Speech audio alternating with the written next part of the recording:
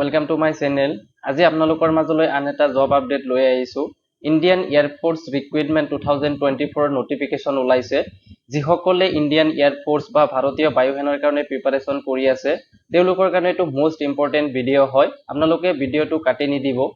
এটো ভিডিওত মই গোটেইখিনি বস্তু ডিসকাশন কৰিছো। ইয়াৰ এলিজিবিলিটি ক্ৰাইটেৰিয়া, কি সাবজেক্ট লাগিব, টেকনিক্যাল, নন টেকনিক্যাল, ইয়াৰ লাষ্ট ডেট, ফিজিক্যাল কি টেস্ট হবো, গোটেইখিনি ডিসকাশন কৰা আছে। তো আপোনালোকে সম্পূৰ্ণ ভিডিওটো চাই লওক। তাৰ পিছত আপুনি যদি এলিজিবল হয় দেন আপুনি এপ্লাই কৰি লওক অতি সোনকালে।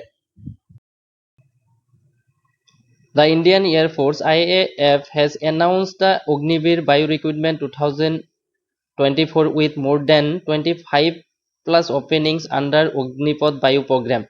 তো ইণ্ডিয়ান এয়াৰ ফোৰ্সৰ ফালৰ পৰা 2500 ভ্যাকেন্সি already declaration কৰিছে। The notification was released on 10 June 2024. এটো notification already declaration হৈছে আৰু ইয়াৰ exam date হৈছে 18 October 2024. তো অক্টোবৰত আপোনাৰ এটো exam start হ'ব। তো যিসকলে এতিয়ালৈকে এপ্লাই কৰা নাই তেওঁলোকে অতি সোনকালে এপ্লাই কৰি লওক। তো ইয়াতে post details, category wise category details, job title হৈছে সেন্ট্ৰেল গভৰ্নমেন্টৰ আন্ডাৰত জব টাইটেলটো হ'ব। Name of post, various post under Air Force Agniveer. তো বহুত কেইটা পোষ্ট ইয়াতে আছে।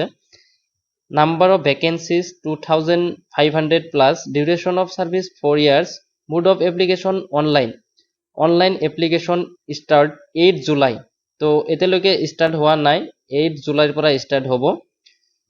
নেক্সট হৈছে online application status 8 July, last date of apply 28 July. তো last date 28, exam date 18 October. Mode of application online, training duration 10 weeks to 6 month. তো 10 উইকসৰ পৰা 6 মান্থ আপোনাৰ ট্ৰেনিং হ'ব। Qualification required 8, 10, 12 pass. তো ওয়েবসাইট, এটো ওয়েবসাইট দিয়া আছে, এটো ওয়েবসাইটত যাই আপুনি এপ্লাই কৰিব পাৰিব। নেক্সট হৈছে ভ্যাকেন্সি ডিটেইলছ।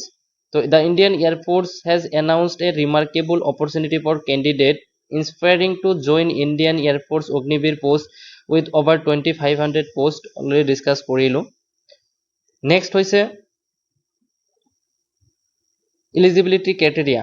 তো ইয়াৰ কাৰণে কি গ্ৰেজুৱেচন লাগিব। নাম্বাৰ 1 হৈছে 10+2 intermediate, must have passed mathematics, physics and chemistry with 50% marks in aggregate and 50% marks in English. এটো সায়েন্সৰ সিলেবাস হয়, সায়েন্স স্ট্ৰীমৰ কাৰণে। নেক্সট হৈছে 3-year diploma in engineering should have complete mechanical, electrical, electronics, automobile, computer science, instrumentation technology, information technology with at least 50% marks, overall 50% marks in English in the diploma course। তো ইয়াতে আপোনাৰ mechanical, ইলেক্ট্ৰিক্যাল diploma থাকিব লাগিব 3 ইয়াৰ্সৰ কাৰণে, তেতিয়া eligible হয়। Next হৈছে ইয়াৰ vocation course, must have non vocational subject in physics and maths from recognised board with aggregate of 50% marks and 50% marks in English. তো আপোনাৰ ফিজিক্স আৰু ইংলিছত 50% মাৰ্কস থাকিব লাগিব, তেতিয়া আপুনি টেকনিক্যালৰ কাৰণে এলিজিবল হয়। এটো হৈছে নন সায়েন্স, নন টেকনিক্যালৰ কাৰণে প্ৰথম অপশন আছে 10+2 ইন্টাৰমিডিয়েট ৰিকোয়াৰ্ড। তো হাই সেকেন্ডাৰি পাস কৰা হ'ব লাগিব। Required minimum 50% marks in aggregate and 50% marks in English। তো 50% plus 50% marks আপোনাৰ ইংলিশত থাকিব লাগিব। সেকেন্ড অপশন হৈছে vocational course should have minimum 50% aggregate marks in English। তো ইংলিশত 50% মার্ক হলে আপুনি নন টেকনিক্যালৰ কাৰণে এলিজিবল হয়। নেক্সট হৈছে মেৰিটিয়েল ষ্টেটাস। তো আপুনি আনমেৰিড থাকিব লাগিব, মেৰিট হলে নহব। এজ লিমিট আছে, মিনিমাম এজ 17.5, 17 বছৰ 5 মাস হলে আপুনি এপ্লাই কৰিব পাৰিব। ম্যাক্সিমাম এজ হল 21 ইয়ার্স। তো 21 ইয়ার্স ম্যাক্সিমাম এজ।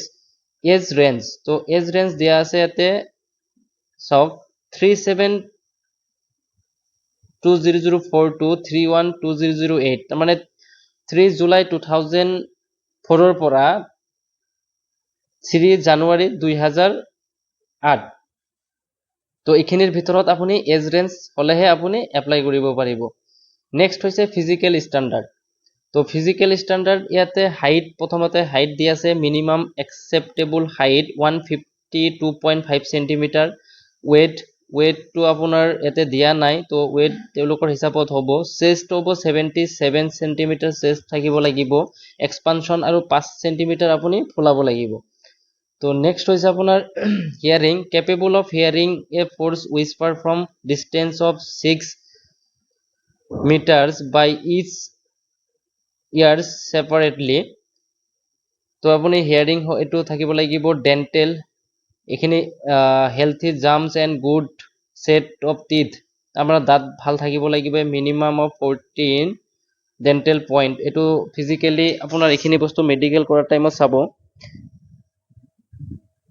নেক্সট হৈছে আপোনাৰ ৰিকুৱায়াৰ্ড ডকুমেন্টস তো পাসিং সার্টিফিকেট থাকিব লাগিব class 10 or matriculation passing certificate intermediate 10+2 marksheet along with marksheet তো 3 year ইঞ্জিনিয়ারিং কৰা থাকিলে তাৰে ডিগ্ৰী সার্টিফিকেট marksheet লাগিব 2 years vocational course or non vocational course marksheet with subject including mathematics physics english লাগিব recent passport size photo লাগিব ইয়াতে rating size 10 KB to 50 KB হ'ব লাগিব লেফট থাম্ব ইমপ্ৰেশন আপোনাৰ বাও হাতৰ ইমপ্ৰেশনটো লাগিব আঙুঠা লাগিব ক্যান্ডিডেট সিগনেচাৰ ইমেজ লাগিব গাৰ্জেন এন্ড পেৰেন্ট সিগনেচাৰ লাগিব তো আপুনি এপ্লাই কৰাৰ টাইমত এইখিনি ডকুমেন্টস আপুনি লগত লৈ যাব লাগিব তেতিয়াহে আপুনি এপ্লাই কৰিব পাৰিব তো এইখিনি গোটেইখিনি স্ক্ৰিনশ্বট মাৰি ভালকে চাই ল'ব নেক্সট হৈছে ইম্পৰ্টেন্ট ডেটস তো ইম্পৰ্টেন্ট ডেটস হৈছে আপোনাৰ স্টাৰ্টিং অফ অনলাইন এপ্লিকেশন 8 তাৰিখৰ পৰা স্টাৰ্ট হ'ব এতিয়ালৈকে স্টাৰ্ট হোৱা নাই লাষ্ট ডেট অফ এপ্লিকেশন আছে আপোনাৰ 28 জুলাই তো 28 জুলাই লাষ্ট ডেট আৰু এক্সাম ডেট হৈছে 18 অক্টোবৰ তো আপোনাৰ হাতত বহুত টাইম আছে অক্টোবৰ মাহত এক্সাম হ'ব তো আপুনি এতিয়াই এপ্লাই কৰক আৰু এতিয়াৰ পৰাই প্ৰিপাৰেচন কৰি থাকক তে আপুনি তেতিয়াহে এক্সামটো ক্ৰেক কৰিব পাৰিব আৰু কিবা কোৱেশ্চনছ যদি থাকে আপোনালোকে কমেন্ট সেকশনত জনাব মই যিমান পাৰো মই হেল্প কৰি থাকিম thank you for watching this ভিডিওটো ভাল লাগিলে আপুনি শেয়াৰ কৰি দিব আপোনাৰ ফ্ৰেন্ড সাৰ্কেলক যাতে আপোনালোকৰ ফ্ৰেন্ড সাৰ্কেলও এপ্লাই কৰিব পাৰে তো ভাল লাগিলে লাইক শেয়াৰ কমেন্ট কৰি জনাই দিব